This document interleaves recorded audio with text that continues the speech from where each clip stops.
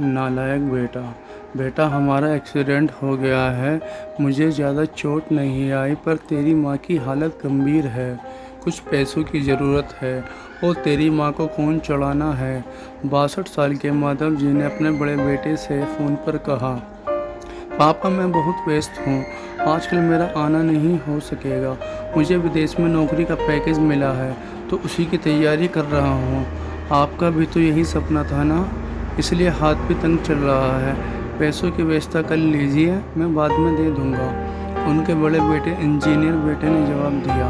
उन्होंने अपने दूसरे डॉक्टर बेटे को फ़ोन किया तो उसने भी आने से मना कर दिया। उसने अपनी ससुराल में शादी में जाना था। इतना ज़रूर कहा कि पैसों की चिंता मत कीजिए, मैं भिजवा दूंगा।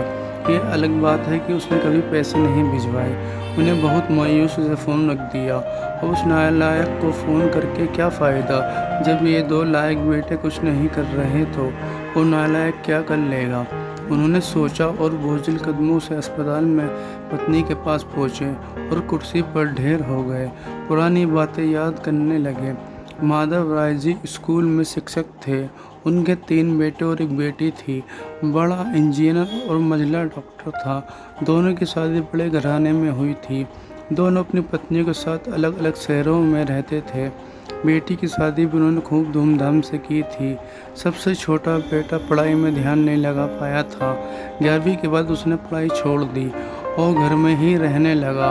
कहता था मुझे नौकरी नहीं करनी, अपने माता पिता की सेवा करनी है। पर मास्टर साहब उससे बहुत नाराज़ रहते थे। उन्होंने उसका नाम नालायक रख दिया था। दोनों बड़े भाई पिता से आज्ञाकारी थे पर वह गलत बात पर उनसे भी बहस कर बैठता था, इसलिए माधव जी उसे पसंद नहीं करते थे। जब माधव जी रिटायर हुए तो उन्हें जमा पूंजी कुछ भी नहीं थी। सारी बचत दोनों बच्चों की उचित शिक्षा और बेटी की शादी में खर्च हो गई थी। शहर में एक घर, थोड़ी ज़मीन और गांव में थोड़ी सी ज़मीन थी। घर पर खर्च उनके पेंशन से चल रहा था। माधव जी को जब लगा कि छोटा सुधरने वाला नहीं तो उन्होंने बंटवारा कर दिया और उसके हिस्से की ज़मीन उसे देकर उसे गांव में ही रहने भेज दिया। हालांकि वह जाना नहीं चाहता था पर पिता की जिद के आगे झुक गया और गांव में ही झोपड़ी बनाकर रहने लगा। माधव जी सबसे अपने दोनों होनहार और लायक बेटों की बड़ाई किया करते। उनका सीना गर्व से चौड़ा हो जाता पर उस नालायक का नाम भी नहीं लेते। 2 दिन पहले दोनों पति पत्नी एक एक्सीडेंट हो गया था। वो अपनी पत्नी के साथ सरकारी अस्पताल में भर्ती थे। डॉक्टर ने उनकी पत्नी को ऑपरेशन करने को कहा था। पापा पापा सुनकर तुंदा टूटी तो देखा सामने वही नालायक खड़ा था। उन्होंने गुस्से से मुंह फेर लिया पर उसने पापा के पैर छुए और रोते हुए बोला, पापा आपने इस नालायक को क्यों नहीं बताया, पर मैंने भी आप लोगों पर जासूस छोड़ रखे हैं। खबर मिलते ही भाग आया। पापा के विरोध के बावजूद उसने उनको एक बड़े अस्पताल में भर्ती कराया, माँ का ऑपरेशन कराया, अपना खून दिया, दिन रात उनकी सेवा में लगा रहता। एक दिन वो गायब हो गया तो उसके बारे में फिर बड़ा बुरा सोचने लगे थे। तीसरे दिन वो वापस आ गया। महीने भर में भी माँ का एकदम भली चंगी हो गई।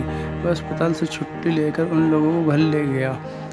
माधव जी ने पूछा पर बता दिया खैराती अस्पताल था, ऐसे नहीं लगे। घर में नौकरानी थी। वह उन लोगों को छोड़कर वापस गांव चला गया। धीरे धीरे सब कुछ सामान्य हो गया। एक दिन यूं ही उनके मन में आया कि नालायक की खबर ली जाए।